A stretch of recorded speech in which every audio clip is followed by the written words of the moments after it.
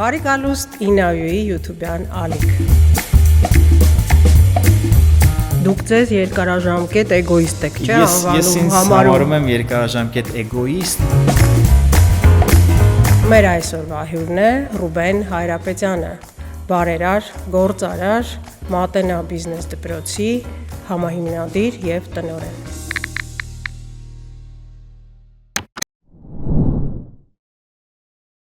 Ռուբեն ջան, դուք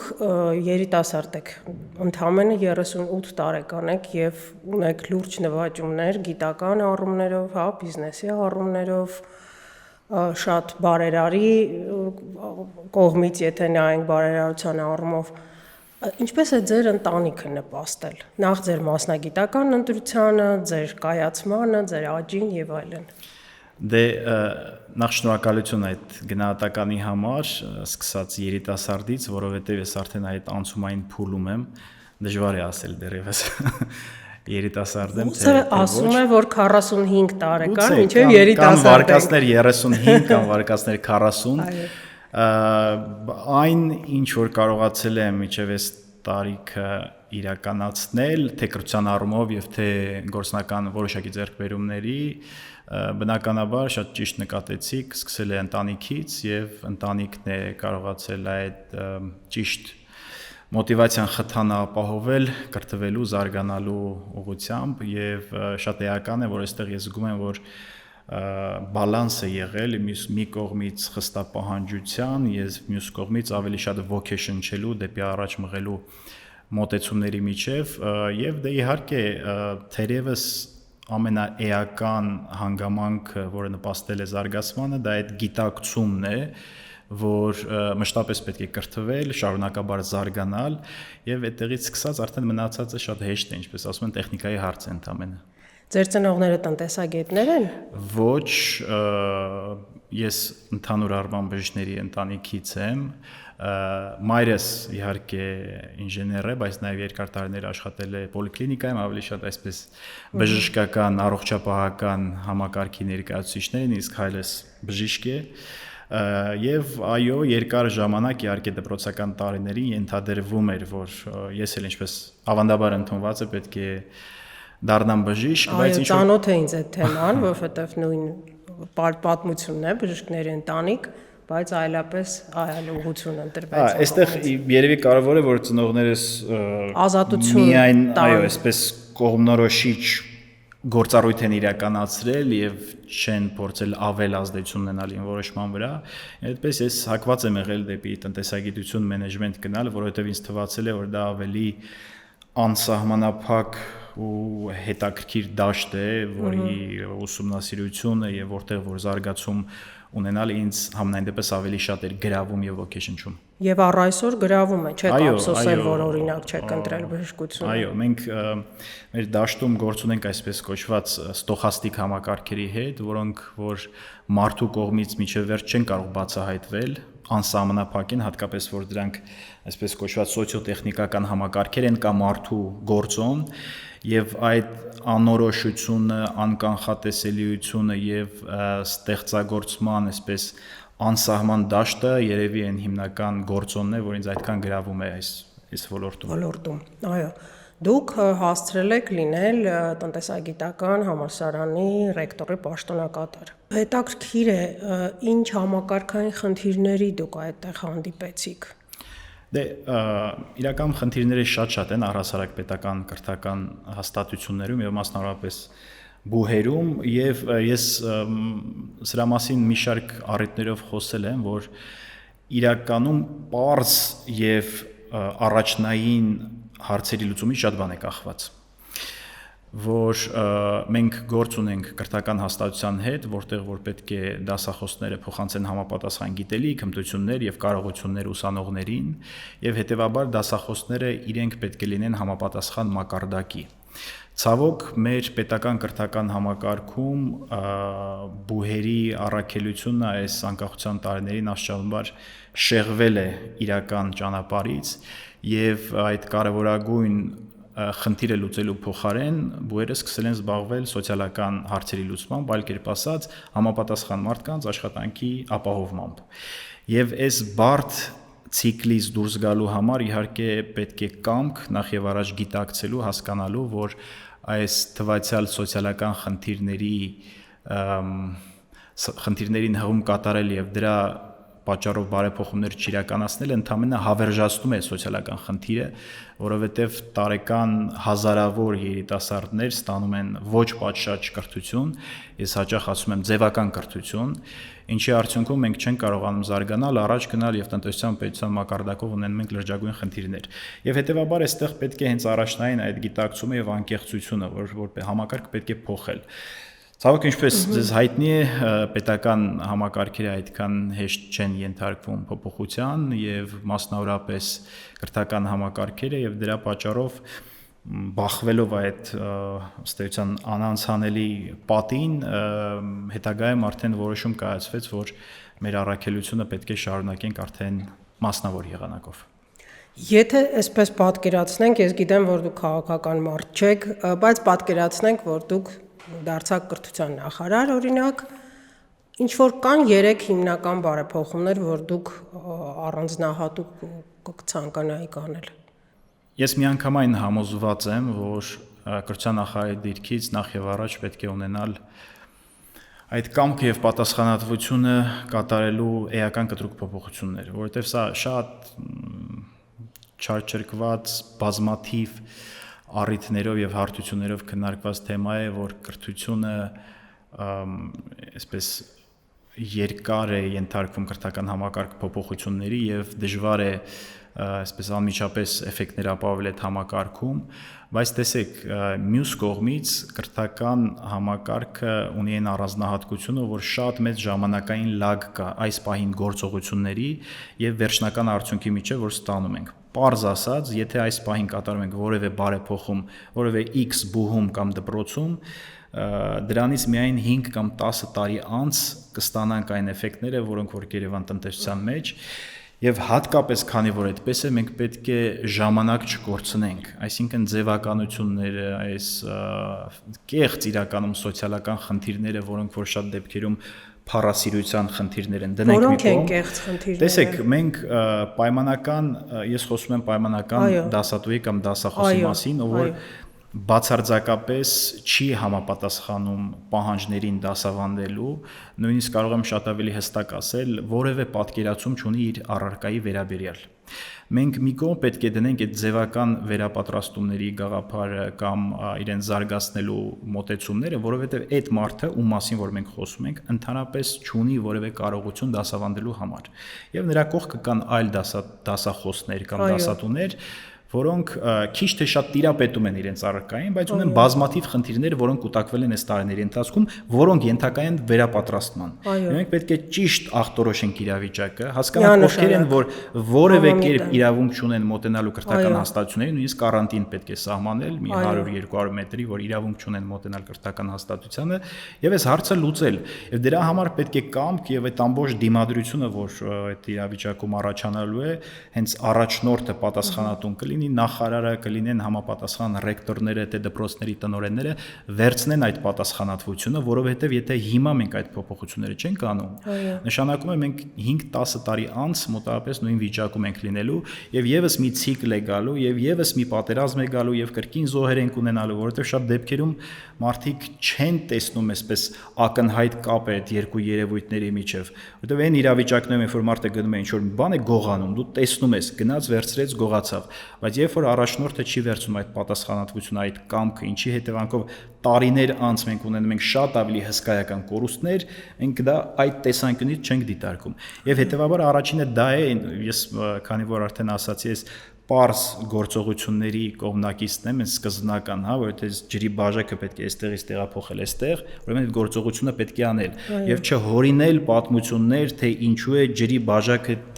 բաժակի տեղափոխումը բարդ կամ կոմպլեքս խնդիր։ Պարզ խնդիրը բարդ։ Եվ այդ խնդիրները կրթական համակարգում շատ են, ինչպես արդեն ասացի, նախ եւ առաջ ախտորոշել հստակ իրավիճակը, ինչ է կատարվում եւ ինչ պետք է անել։ Հատկապես հաշվի առնելով, որ եւ Հայաստանում եւ հայկական աշխարհում կան բազմաթիվ մասնագետներ, որոնք պատրաստ են, ցանկանում են, ուզում են դասավանդել, կիսել իրենց գիտելիքը, փորձը տարբեր երիտասարդների հետ, բայց ինչ-ինչ արհեստական պատճառներով խոչընդոտներ է ստեղծվում եւ այդ արհեստական պատճառներն են հենց որ ինչ խոչընդոտ սոցիալական խնդիրները, որի հետևանքով որոշում կայացնող անձինք հաճախ խուսափում են իրական փոփոխությունների գնալ, որովհետև դա առաջացնելու է լարվածություն, որովհետև դա բերելու է հետևանքների, ղեկավարը ունենալու է խնդիր շահառուների ճնշման պատճառով, քաղաքական ուժերը, հատկապես իշխող քաղաքական ուժը կարող է դրա հետևանքով մի քանի ձայն պակաս ստանալ ընտրություններին եւ շատ դեպքերում տարբեր իրավիճակներում ղեկավարները, սա խոսքը չի վերաբերում միայն երկրի բարձրագույն ղեկավարներին, բոլորին է վերաբերում, դպրոցների մակարդակներով տնօրեններ, փոխտնօրեններ խուսափում են այդ փոփոխությունների, որովհետև շահառուների ճնշումը իրենց ուղղակի վախեցնում է։ Ես անձամբ 10 տարի դասավանդել եմ եւ 10 տարվա ընթացքում ոչ ոք չեկավ, չգնահատեց իմ աշխատանքը։ Երբևիցե ես միշտ սրտադրով սպասում էի, որ մի օր ռեկտորը կգա, հա, մի 10 րոպե գոնե ներկա կգտնվի, դեկանը ներկա կգտնվի, լսի, հա, այս մարդը, այս դասախոսը ինչ է տալիս իր ուսանողներին։ Դուք չեք համարում, որ այդպիսի օրգան էլ պիտի լինի բուհերում։ Իրականում կարծում եմ կան համապատասխան մարմիններ, որոնց գործառույթները ցավոք կրկին վերածվել է ձևական բնույթ են ստացել եւ թե այսպես հանրային համապետական մակարդակով կառույցները, որոնք որ գործում են, թե տվյալ կրթական հաստատություններում, օրինակ որակի համար պատասխանատու բաժինները, ստորաբաժանումները հաճախ աչք են փակում այն ակնհայտ ճճացող որակի խնդիրների վրա, որոնք որ պետք է ուղղակի վերացնել։ Եվ ինչու են աչք փակում, որովհետև չկան համապատասխան մոտիվացիոն մեխանիզմներ այդ պատասխանատուների համար, որ եթե իրենք այդ հարցը լուծում են, նշանակում է իրենք ավելի լավ են աշխատել։ Եվ սա ընդհանուր առմամբ պետական նաև կառույցներին ու պետական համակարգին բնորոշ խնդիր է ոչ միայն Հայաստանում, ակնհայտ է, որ մոտիվացիոն մեխանիզմները եւ արդյունավետությունը այն ամենատարածված խնդիրներից մեկն է, որ առաջանում է այսպիսի համակարգերում եւ ես ստեղծի նոր կառույցներ, որովհետեւ կա որակի ազգային ապահովման կենտրոն, որակի համապատասխան բաժինները, ստորաբաժանումները ստորենքի արկա են բացարձակապես բոլոր բարձրագույն ուսումնական հաստատություններում պետական եւ նրանք ընդհանրապես պետք է իրենց գործառույթը իրականացնեն։ Եվ երբ ես ձեր անունը լսում եմ Ռուբեն Հայրապետյան, ես ավտոմատ Ռուբեն Վարդանյան եմ պատկերացնում, հիշում, ասացեք խնդրեմ, այդ տանդեմը հիանալի երբ ստեղծվեց։ Տանդեմը ստեղծվեց 2019 թվականին, երբ ես պետական տնտեսագիտական համալսարանում էի եւ հրավիրեցի Ռուբեն Վարդանյանին, որպեսզի ինքը բաց դասախոսությամբ հանդես գա ուսանողների համար ամբողջ համալսարանի եւ այդպես դրանից հետո մենք բավական մտերմացանք, ընկերացանք եւ երկար ժամանակ այսպես շփվում էինք Հայաստանի համար կարևորագույն նշանակություն ունեցող տարբեր թեմաներով, մասնավորապես տնտեսության մասին, ընդհանրապես հասարակության մասին, ինչպես կարելի է տրանսֆորմացնել հասարակությունը։ Եվ այդ քննարկումների արդյունքում մենք մշտապես հանգում էինք այն եզրակացության, որ այո, շատ բան է պետք անել եւ շատ փոփոխությունների կարիք կա, պետք է սկսել դպրոցներից, պետք է սկսել մանկապարտեզներից, պետք է սկսել առողջ սննդից, պետք է սկսել մշակույթից, հասարակության ընդհանուր գիտակցության բարձրացումից եւ այլն եւ այլն, բայց այդ պետք են շատ пассив բայ է եւ հետեւաբար հարց է առաջանում, թե ով պետք է սկսի։ Ու այս մտավարժության արդյունքում մենք իհարկե եկանք այն եզրակացության, որ այդ սկսողների հետ պետք է զբաղվել, այլ կերպ ասած առաջնորդների եւ այդ հենց դրամաբանական շղթայով հիմնեցինք Մատենա առաջնորդության դպրոցը, որի առաքելությունը ոչ միայն կրթական է, մենք դրա միջոցով փորձում ենք փոփոխություններ բերել, անհրաժեշտ փոփոխություններ համակարգերում, որոնք որ պատասխանատու են մեր երկրի տնտեսության զարգացման համար։ Հասանք Մատենային, շատ հետաքրքիր կարևոր հարց։ Ինչով, այսպես պարզ լեզվով, բացատրեք, թե ինչով է Մատենան տարբերվում հարյուրավոր այլ, համալսարաններից, Հայաստանում թե աշխարհում։ Հայաստանում եկեք այս պահի դրությամբ։ Շատ լավ։ Դե Մատենայի ստեղծումը իհարկե նաև մեր կողմից ուներ նպատակ լրացնելու բացը բարձրակարգ համաշխարհային կարգի բիզնես եւ առաջնորդության կրթության Հայաստանում, որը մենք տեսնում ենք, որ լրջագույն խնդիր է այստեղ եւ որպեսզի կարողանանք այդ առաքելությունը իսկապես իրականացնել, իրագործել, մենք սկսեցինք համագործակցությունը աշխարհի տարբեր առաջատար բուհերի եւ բիզնես դպրոցների հետ։ Մասնավորապես համագործակցություն կար թե Հարվարդի համալսարանի հետ, թե շվեյցարական IMD-ի հետ հայտնի բիզնես դպրոցի, Իսպանիայի բիզնես դպրոցի, Գերմանիայի առաջատար ESMT Բերլինի հետ, այն ժամանակ մենք շատ ավելի ակտիվ համագործակցում ենք նաև Սկոլկովո կառավարման դպրոցի հետ, մի պարզ պատճառով, որ եթե մենք ուզում ենք Հայաստանում համաշխարհային լավագույն մեթոդներով եւ փորձով կրթություն ապահովենք, մենք նախ եւ առաջ որպես Մատեն առանձին կառույց պետք է սովորենք։ Եվ սկսեցինք այդ գործընկերային ծրագրերը աշխարհի տարբեր առաջատար համալսարանների հետ, այդ ընթացքում հարց էր առաջանում, թե աշխարհի առաջատարները ինչու պետք է համաձայնվեն Հայաստանի նման փոքր եւ առնվազն զարգացած չհամարվող երկրի նորաստեղծ բիզնես դպրոցի հետ համագործակցել։ Եվ այստեղ է, որ օգնության եկավ մեր հայկական սփյուռքը, որովհետև այն մարդիկ, որոնք հավատացին մեր առաքելությանը, վստահեցին մեզ, ունեին հսկայական փորձ աշխարհի տարբեր խոշոր կազմակերպությունների կառավարման, որոնք որոշեցին, որ իրենք պետք է նպաստեն իրենց փորձի կիսմամբ Մատենայի ամբողջ այդ նախագծի իրականացմանը եւ իրենք այնպիսի կազմակերպությունների ներկայացուցիչներ են, օրինակ IBM-ի փոխնախագահ, օրինակ BCG-ի մակարդակով տնօրեններ եւ մի շարք այլ խոշոր կազմակերպություններից, որ մեր առաջատար գործընկերներին շատ ավելի հեշտ եղավ համոզել այդ համատեղ ծրագրերը իրականացնելու, որովհետև տեսնում են մենք որքան էլ որ փոքր երկրի ներկայացնող փոքր դպրոց ենք, բայց մենք ապահովում ենք շատ բարձր որակ նաև դասախոսների ներկայացվածության տեսանկյունից։ Ովքեր են Մատենայի դասախոսները։ Մենք մեր դասախոսական կազմը համալրում ենք հաշվի առնելով երկու հանգամանք։ Քանի որ սա բիզնես կրթություն է, այդ մարդիկ պետք է ունենան իսկապես հարուստ փորձ բիզնեսի կառավարման, որպեսզի կարողանան դա փոխանցել մեր սովորողներին, որոնք որ հիմնականում հենց ղեկավարներ են, սովորողները բիզնեսների, եւ երկրորդը, որպեսզի իրենք կարողանան համապատասխան արդյունավետ մեթոդներով դա իրականացնել, այլ կերպ ասած, այսպես դասախոսական փորձառություն իրենք ունենան,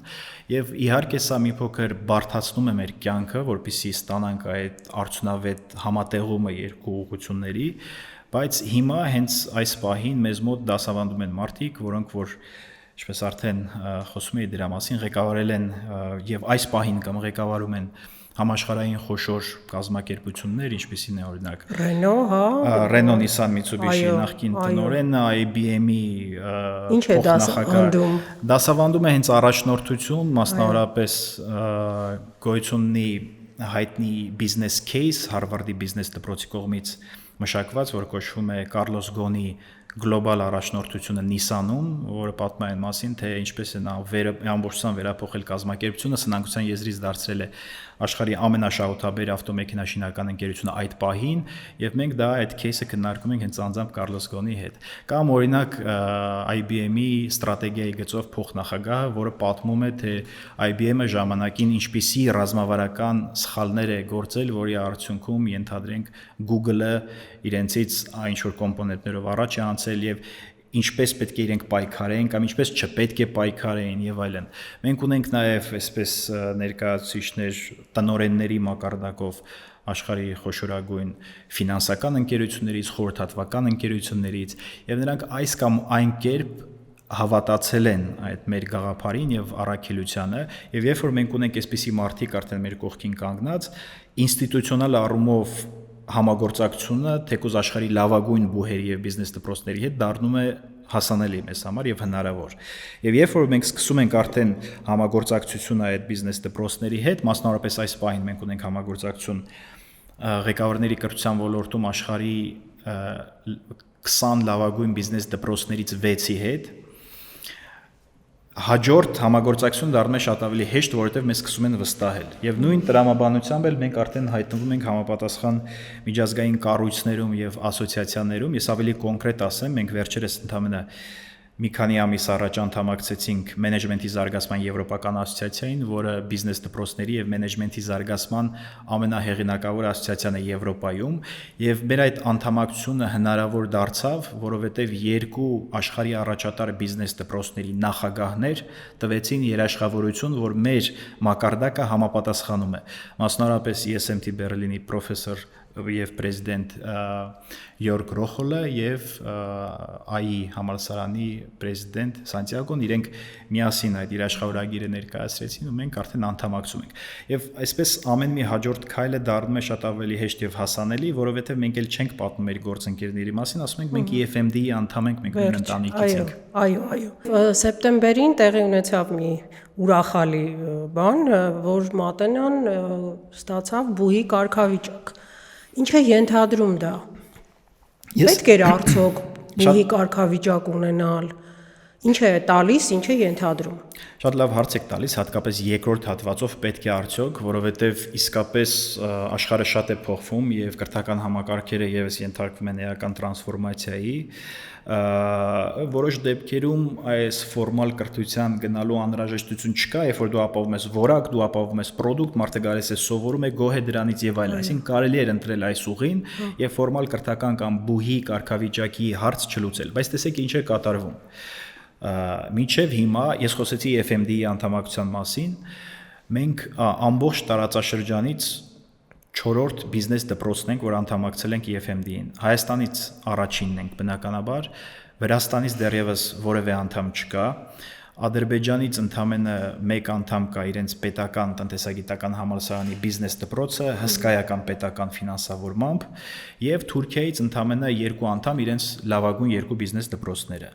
Եվ երբ որ մենք անդամակցեցինք EFMD-ին, մենք տեսանք, որ Հայաստանի արչեւ կամ Մատենայի արչեւ գրված է ոչ թե բիզնես դպրոց, այլ գրված է ղեկավարների զարգացման կենտրոն։ Ինչու, որովհետև մենք չունեինք այդ բուհի կարգավիճակը եւ հետեւաբար մի տեսակ այսպես խտրական վերաբերմունք կա մեր նկատմամբ, առնվազն այդ տողերի տեսքով եւ հասկացանք, որ նաեւ միջև դա էլ իհարկե պարզ էր, որ մենք նաեւ այդ խնդիրը պետք է լուծենք, այսինքն մենք պետք է դառնանք իրենց ընկալման բիզնես դպրոց, այլ կերպ ասած, մենք պետք է կենտրոնի սահմանից դուրս գանք։ Այո, եւ մենք պետք է իրականացնենք բարձրագույն կրթության ծրագրեր, եւ սա շատ կարեւոր է, որովհետեւ դրանք են նաեւ հնարավորություն տալիս նույնիսկ ժամանակակից աշխարհում, որպեսզի մենք ներգրավենք համապատասխան միջազգային ռեյտինգների մեջ, վարկանիշավորման ցուցակների մեջ, այլ կերպ ասած, որքան էլ որ մենք բովանդակային եւ էության մակարդակով խուսափենք եւ ասենք, որ աշխարհը փոխվում է, մենք կարող ենք այսպես առաջ գնալ, մենք չենք կարող հայտնվել ռեյտինգներից։ Ռեյտինգների մեջ մյուս մոտեցումը կարող է լինել այն, որ մենք ասենք, դե մենք գիտեք ինչ կա, ընդհանրապես չենք ուզում որևէ ռեյտինգի մեջ հայտնվել, մենք մեր ուղով առաջ ենք գնում, բայց գիտեք, որպեսզի Հայաստանի նման երկրում, որը ավանդաբար չի ընկալվում որպես որակյալ կրթության ուղղություն, դու կարողանաս այս պատնեշը կոտրել, իրավիճակը փոխել եւ որպեսզի օրինակ կենտրոնական եւ արևելյան Եվրոպայից գան մեզ մոտ սովորեն, այդ ռեյտինգները դառնում են արդեն անհրաժեշտ։ Իրենք միջև հիմա նայելու են դրան եւ հետեւաբար իսկ նայողություն բարդ էր այդ կարգավիճակը ստանալ։ Դե բնականաբար հեշտ գործընթաց չէր, որովհետեւ մենք նաեւ պետք է ապահովենք համապատասխան պահանջներին պետության կողմից սահմանված եւ ես ուրախ եմ, որ պետությունը ընդառաջ գնաց եւ համենայն դեպս այն ինչ որ պետք է իրենց կողմից իրականացնեին, արեցին եւ մենք հիմա արդեն ստացել ենք այդ լիցենզիան, ես կարծում եմ, որ պետությունն էլ հասկանում է, որ ցանկացած տեսակի կլինի մատենան կամ որևէ այլ կրթական հաստատություն, կամ ոչ միայն կրթական, եթե ինքը հաջողություն ունի միջազգային ասպարեզում, ուրեմն պետք է փորձել հնարավորինս աջակցել, որովհետև դա նախ եւ առաջ պետության համար է կարևոր։ Այո։ Այդպես եւ բարդ է գործընթացը մի շարք պատճառներով դու պետք է համապատասխանես թե պրոֆեսորադասախոսական կազմի համապատասխան չափի տեսանկյունից եւ տարածքների եւ մնացած ամեն ինչի, բայց այդ խնդիրը բարեբախտաբար լուծվեց։ Ահա, ֆորմատը փոխվելու է։ Ոչ, ֆորմատը չի փոխվելու, որովհետեւ մենք շարունակելու ենք իրականացնել այդ գերարդյունավետ ղեկավարների կրթության երամսյա կամ երկամսյա ծրագրերը, բայց դրան զուգահեռ ավելացել է բարձրագույն կրթության առաջին ծրագիրը, որը կոչվում է EMBA ամբողջ աշխարհում, այսինքն հատուկ ղեկավարների, բարձր օղակի ղեկավարների համար մշակված MBA ծրագիր, որը մենք իրականացնում ենք Գերմանիայի առաջատար բիզնես դպրոցի ESMT Բերլինի հետ համատեղ, այսինքն սա կրկնակի դիպլոմի ծրագիր է եւ դասընթացները անցկացվելու են ոչ միայն Հայաստանում, այլև Գերմանիայում, Չինաստանում, Կիպրոսում եւ Միացյալ Արաբական Էմիրություններում, որպիսի մեր մասնակից առաջնորդները կարողանան տեղական առաջնորդներից դառնան գլոբալ առաջնորդներ եւ ես ուրախությամբ ուզում եմ ասել, որ արդեն մենք ունենք գրանցումներ ոչ միայն Հայաստանից, այլև տարածաշրջանի երկրներից, մասնավորապես Ռուսաստանից արդեն 7 մասնակից բիզնեսմեն եւ ղեկավար գրանցվել է այս ծրագրին, որում խոսքը վերաբերում է հենց Ռուսաստանում ապրող եւ գործող բիզնեսմեններին, այլ ոչ թե Հայաստան տեղափոխված մարդկանց։ Իսկ լինելու են մատենամ ապագայում մոտ ապագայում մագիստրոսներ, բակալավրներ։ Այն ծրագիրը, որ մենք հիմա իրականացնում ենք, այսինքն EMBA ծրագիրը, ղեկավարների մագիստրատուրան, իրականում տալիս է մագիստրոսի դիպլոմ, բայց միայն այն տարբերությամբ, որ դրան հնարավոր է մասնակցեն միայն բարձրօղակի ղեկավարները։ Մենք 1.5-ից 2 տարվա կտրվածքով նախատեսում ենք ապագայում առաջարկել նաև ավելի ընկալելի MBA ծրագիր, բիզնես վարչարության մագիստրոսի ծրագիր, որը արդեն նախատեսված է լինելու ավելի երիտասարդ մասնագետների համար կամ իրենց կարիերայի ավելի վաղ փուլում գտնվող մարդկանց համար, որոնք ուզում են մի քայլ ավելի բարձրանալ բիզնեսի կառավարման հմտությունների զարգացման տեսանկյունից։ Բակալավրատի մասին էլ մենք եթերից առաջ մի փոքր զրուցեցինք, կան այդպիսի մտքեր։ Տեսեք, մենք մեր ռազմավարությունը շատ հստակ է, մենք ունենք համապատասխան մշակված պլանները, որոնք այս պահին նախատեսված են մինչև 2030 թվական եւ 2030 թվականից հետո մենք չենք բացառում նաև դա բակալավր, այսինքն եւ տեսեք, իրականում ես ուզում եմ ասել, որ սա իրական դիլեմա է շատ բիզնես դպրոցների համար, որովհետեւ օրինակ վերցնենք Ֆրանսիայի առաջատար բիզնես դպրոց թեևս INSEAD-ը։ INSEAD-ը առաջարկում է հիմա միայն մագիստրոսական ծրագրեր եւ չի գնում բակալավրի դաշտ։ Ինչու, որովհետեւ ըստ էության INSEAD-ի կողմից մոտեցումը հետեւյալն է. մենք ապահովում ենք բարձր մակարդակի մագիստրոսական ծրագրեր բիզնեսի ղեկավարման եւ քանի որ Ֆրանսիայում կան այլ կրթական հաստատություններ, որոնք որ ծածկում են բակալավրի մակարդակը, օրինակ նույն Սորբոնի համալսարանը եւ այլն, մենք այդ դաշտ չենք գնում, սա մեր նիշան է, շուկայի նիշան է ու մենք այստեղ ենք գործելու։ Հիմա բնականաբար այդ նույն երկընտրանքի առջև մենք ենք կանգնած, այսինքն ղեկավարների կրթությունից, մագիստրոսական կրթությունից հետո արդյոք իջնելու ենք ներքև թե չէ։ Եվ այդ որոշման տրամաբանական հիմքը հենց նա է, թե արդյոք որակյալ բակալավրի կրթությունը բիզնեսի ոլորտում ամբողջությամբ Հայաստանում փակված է թե ոչ։ Մենք կարծում ենք, որ փակված չէ եւ հետեւաբար դրան գործը ապագայում հասնելու է, բայց ոչ հիմա։ Հիմա անցնենք բարերարության, թեմային։ Նախ բարերար բառը ինձ մոտ կրկին Ռուբեն Վարդանյանի հետ է ասոցացվում։ Ինձ ուզում եմ իհարց, որ կարող դուք մեզ կարողանաք հուսադրել նախ այս մեր ազգի փայլուն ներկայացուցիչը կվերադառնա ողջ առողջ հայրենիք, ինչ եք կարծում, հույսեր ունենք։ Դե ես համոզված եմ իհարկե, որ վերադառնալու է, մենք անում ենք դրա համար ամեն ինչ։ Ես կարծում եմ, որ ընդհանրապես մեր ամբողջ հասարակությունը, մեր ազգը, հայկական աշխարհը պետք է ուժերը մոբիլիզացնի, որպեսզի Ռուբենին եւ մնացած բոլոր գերիներին հետ վերադարձնենք, ինչ վերաբերում է Ռուբեն Վարդանյանին, իհարկե նա այնպեսի ահռելի ներդրում է ունեցել հազարավոր, տասնյակ հազարավոր, 100 հազարավոր մարդկանց կյանքում, որ առնվազն անտրամաբանական է, որ գոնե մի քայլ չարվի այս ուղղությամբ, եւ մեր խնդիրը հենց դա է, դրա մասին մի քիչ ավելի շատ խոսել, ներկայացնել, տեղեկացնել մարդկանց, եւ Ռուբեն Վարդանյանի կողմից եւ իր ընտանիքի կողմից, նաեւ գործընկերների հետ միասին $700 միլիոն ավել ներդրում է իրականացվել Հայաստանում, որում բարեգործական, կրթական, մարդասիրական նախաձեռնություններով, ինչպես տեղյակ եք, ու սրա արդյունքը ու էֆեկտը իհարկե երկարաժամկետում երևալու է, դրանից մեկը մեր հենց համատեղ պրոյեկտն է, Մատենան է, բայց դուք գիտեք նաև UWC Դիլիջան միջազգային քոլեջի մասին, Ավրորա մարդասիրական նախաձեռնությունը, Idea բարեգործական հիմնադրամը եւ այլն։ Եվ այսքանով հանդերձ Ռուբենին նաև լավ ճանաչելով ես տեսնում եմ ու հասկանում եմ, թե ինչպիսի բացառիկ առաջնորդ է նա, որովհետև նաև այն քայլը, որ կատարեց Արցախ տեղափոխվելով եւ իր կյանքը այդպես ռիսկի դիմելով, իր ազատությունը, այսպես սեփական կամքով սահմանափակելով, իրականում արվում էր մի բանի համար, ոչ թե Արցախի փրկության երաշխիքի, այլ Արցախի փրկության փոքր հնարավորության համար։ Սա իրականում բացառիկ կամքի եւ պատասխանատվության դրսևորում է, դա ես իրեն հետ շատ խոսում էինք այն փուլում, ինքը որևէ կերպ չէր համարում, որ գնալու է եւ ամեն ինչ լավ է լինելու։ Ինքը ասում էր, որ փրկվելու հավանականությունը շատ քիչ է, իրավիճակը շատ բարդ է, բայց եթե ոչինչ չանենք, ուրեմն փրկվելու հնարավորությունը դառնում է 0 եւ հետեւաբար նույնիսկ այդ փոքր հնարավորության համար պետք է պայքարել։ Ինչու եմ սա ասում, որովհետեւ շատ հաճախ հնչում են տեսակ կարծիքներ, որ ինքը ինչ որ մի բան սխալ հաշվարկեց կամ չէ, ինքը հասկանում էր, թե ինչ կարող է տեղի ունենալ մեծ հավանականությամբ եւ ասում էր, որ միևնույն է պետք է փորձենք։ Եվ սա շատ կարեւոր հանգամանք է ուզում եմ նշել, որովհետեւ դա կամքի եւ պատասխանատվության բացառիկ դրսեւորում է առաջնորդի կողմից եւ ընդհանուր առմամբ նաեւ այն բոլոր պրոյեկտները, որ ինքը իրականացրել է եւ իրականացնում է, ես միջև հիմա կարծում եմ, որ մենք առնվազն այդ իմպուլսները հերակա ստանալով միասին են գործում եւ միասին են առաջ տանում նույնիսկ մատենայի նման պրոյեկտները։ Այո, որպես համահիմնադիրներ։ Եվ այդտեղ եւս էական նշանակություն ունի իր հենց որպես առաջնորդ հատկությունները, ես կարծում եմ, որ ինքը անպայման հետ կվերադառնա եւ ավելի մեծ նպաստ կունենա թե այդ նախագծերի եւ թե ընդհանուր առմամբ Հայաստանի ու հայկական աշխարհի զարգացման վրա։ Դուք ասում եք, որ քայլեր են ձեռնարկվում։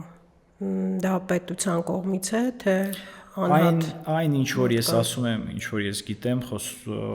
մարդիկ են եւ կազմակերպություններ, որոնք որ ներգրաված են այս process-ի մեջ, պետության կողմից իհարկե որոշակի քայլեր կարծում եմ իրականացվում է, ես շատ ինֆորմացիա չունեմ այս առումով, բայց ակնհայտ է, որ այդ ջանքերի մակարդակը դեռևս մեզ համենայն դեպս չի բավարարում եւ ես կոչ եմ անում բոլորին, թե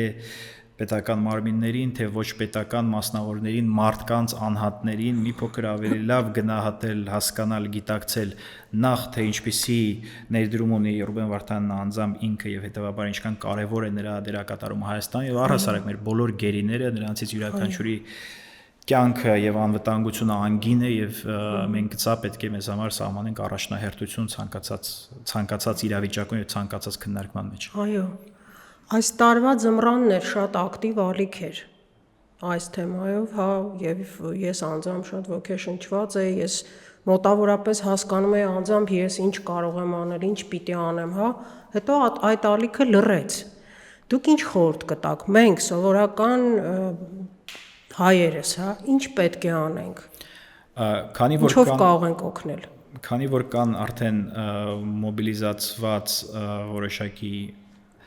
միավորներ, կազմակերպություններ, որոնք որ զբաղվում են գերիների վերադարձով, ես խորհուրդ կտամ ուղղակի հետևել իրենց կոչերին, իրենց